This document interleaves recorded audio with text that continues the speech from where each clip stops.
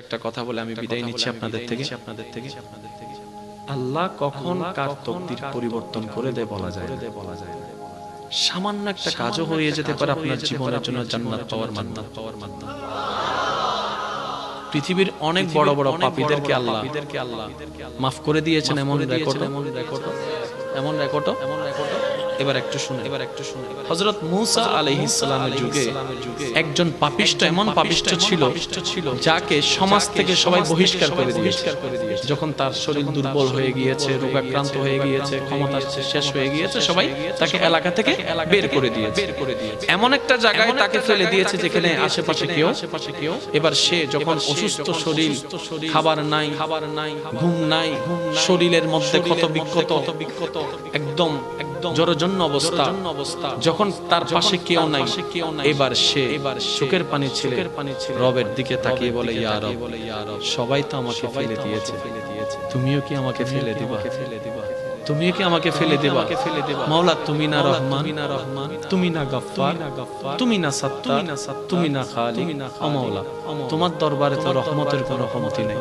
আমি ভুল করেছি মাওলা, তোমারই তো করেছি, তুমি চাইলে তো মাফ করে দিতে পারো। এরকম সে কান্না করতে করতে করতে এক পর্যায়ে তার নিঃশ্বাস বের হয়ে গেছে, সে মারা গিয়েছে। ইন্না লিল্লাহি ওয়া ইন্না ইলাইহি রাজিউন। অন্যদিকে আল্লাহ তাআলা মূসা নবীকে বললেন, হে মূসা, তুমি অমুক জায়গায় যাও, ওইখানে আমার একজন বান্দা মারা গিয়েছে, তুমি তাকে সুন্দরভাবে গোসল টোসল করিয়ে আমি আল্লাহর দেওয়া বিধান মোতাবেক তাকে দাফন করে আসো।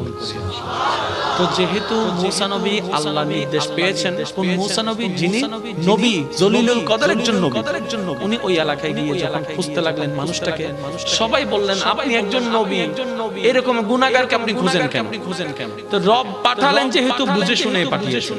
এখন আয়েশা দেখে যে সবাই ওনার বিপক্ষে, কাহিনী তো মিলে না, ব্যাপারটা কি? যেহেতু রবের হুকুম এসেছে, কারো কথা শোনার কোনো দরকার নেই। এবার উনি গিয়ে সমস্ত কাজকর্ম করে আল্লাহর দেওয়া বিধান মোতাবেক ওনাকে দাফন করলেন। এবার মনে মনে প্রশ্নটা রবকে করলেন, ইয়া রব, সবাই তাকে পাপী বলছে, কিন্তু তুমি আমার মতো একজন নবীকে দিয়ে তাকে গোসল দেওয়াইলা, নিশ্চয় তার তো কোনো কাজ তোমার পছন্দ হয়েছে। রব বলে, এলাকার মানুষ যা বলছে সব সত্য, সে অনেক পাপী, সেটা সত্যি, কিন্তু সে মৃত্যুবরণ করার আগে আমাকে এত সুন্দরভাবে ডেকেছে, এত মায়া করে ডেকেছে, এত ভালোবাসা নিয়ে আমার নামকে ডেকেছে, এবং আমার কাছে সারেন্ডার করেছে, আমি রব, মালিক ইয়াউমিদ্দিন, আমি মালিক, তার সারা জীবনের গুনাহকে খুশি হয়ে ক্ষমা করে দিয়েছে। মূসা নবীর উম্মতকে যদি আল্লাহ এমন দয়া করতে পারেন, আপনি আমি তো রাহমাতুল লিল আলামিন। নবী রাহমাতুল লিল আলামিন বলেছেন, হে আমার উম্মত, তোমরা আমাকে দুইটা জিনিসের জামানত দাও, আমি তোমাদেরকে জান্নাতের জামানত দিচ্ছি। ইয়া রাসূলুল্লাহ, কোন দুইটা জিনিস? নবী রাহমাতুল লিল আলামিন বলছেন, তোমাদের লজ্জাস্থানের হেফাজতের জামানত দাও, আর এই জিহ্বার হেফাজতের জামানত দাও। এই লজ্জাস্থান অন্যায়ভাবে ব্যবহার করা যাবে না, আর এই জবান কখনো ভালো ছাড়া খারাপের জন্য ব্যবহার করিও না। এমনকি এই জবান কারো অন্তরে যেন কথা দিয়ে আঘাত না আসে, সেভাবে তুমি চলো। তুমি এই দুইটার হেফাজত আমাকে দাও, ঈমানের পরে জান্নাতের দায়িত্ব আমি নিয়ে নিলাম। আপনি ক্ষমা করতে থাকুন, এটা আমার একটা অনুরোধ। যদি সুখে থাকতে চান, ভালো থাকতে চান, অতীতে কি হয়েছে, কে কষ্ট দিয়েছে, কে ন্যায় করেছে, কে অন্যায় করেছে, সব বিচার আল্লাহর উপর ছেড়ে দিয়ে আপনি মাফ করে দেন। যে মাফ করে দেয় তার অন্তর পরিষ্কার থাকে। সুবহানাল্লাহ। নবী রাহমাতুল লিল আলামিন বলে, আল্লাহর দিকে তাকিয়ে আল্লাহর বান্দাকে মাফ করে দাও। তোমার যদি ইজ্জতে কমে যায়, আমি নবী থেকে হাসরের ময়দানে তুমি নিয়ে নিও, তারপরে তুমি মাফ করতে থাকো, কারণ তুমি যত মাফ করতে থাকবা, হেসে হেসে মাফ করতেই থাকবা, তত তুমি দুনিয়াতেও ভালো থাকতে পারবা, পরকালেও ভালো থাকতে পারবা। একটা কথা মনে রাখবেন, দুনিয়াতে আমরা সবাই মেহমান হয়ে এসেছি, কেউ পার্মানেন্টলি থাকতে আসে না। তো 2 দিনের দুনিয়া, অর্ধেক সময় তো শেষ, আসেন না। এই অল্প সময়টা আল্লাহ এবং রাসূলের বিধানকে সামনে রেখে মানুষকে উপকার করে যতটুকু পারি মানুষের কল্যাণ করে যেন কাটাইতে পারি, আল্লাহ আমাদের সবাইকে সে তৌফিক দান করুন।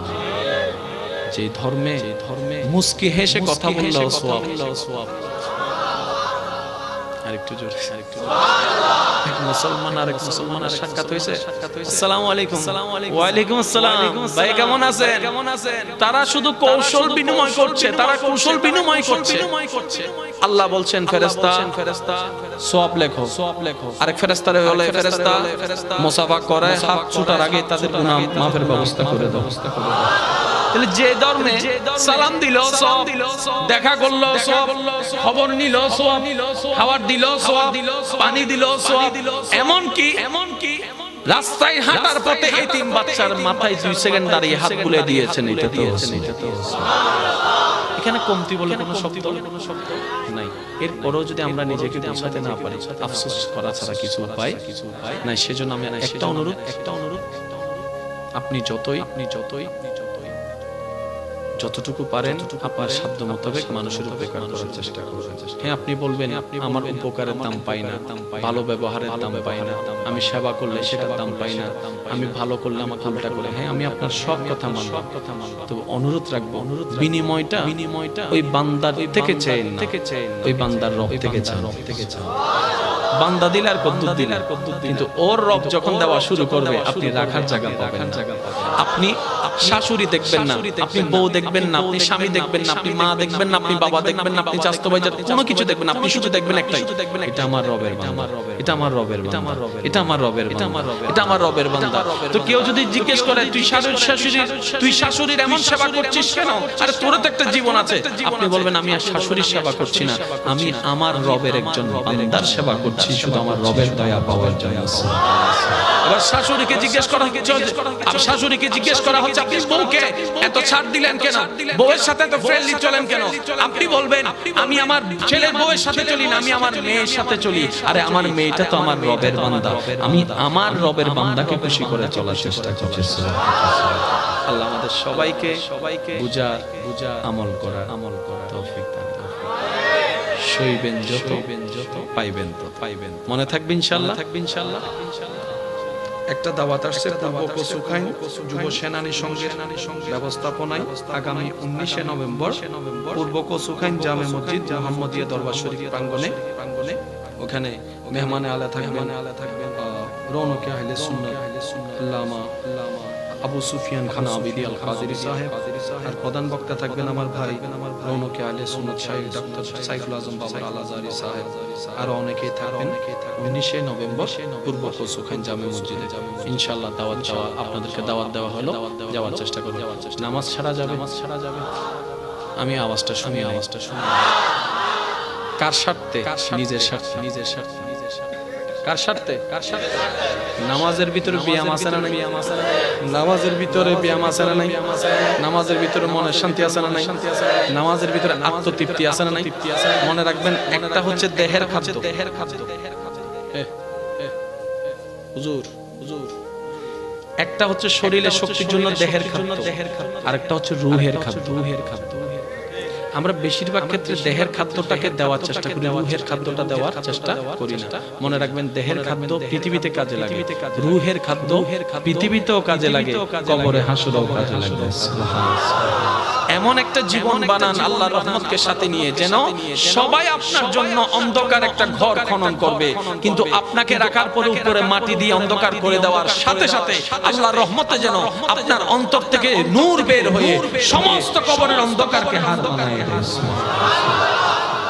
আফলাহা মান যাক্কাহা। আল্লাহ আমাদের সবাইকে কবুল করে কামিল আজকের মাহফিলকে কবুল করে। সভাপতি মহোদয় আছেন, উলামায়ে কেরাম আছেন, আল্লাহ পাক ওনাদের হায়াতে এলমে হাজার গুণ বরকত দান করুক। আমিন। আগামী বছর এই মাহফিলকে আরো সুন্দরভাবে আয়োজন করার তৌফিক দান করুক। অত্র এলাকায় যত সুন্নিয়তের মাহফিল হয়, আল্লাহ প্রত্যেকটি মাহফিল কবুল আর মঞ্জুর করুক। আমিন। ইয়া নবী সালাম আলাইকা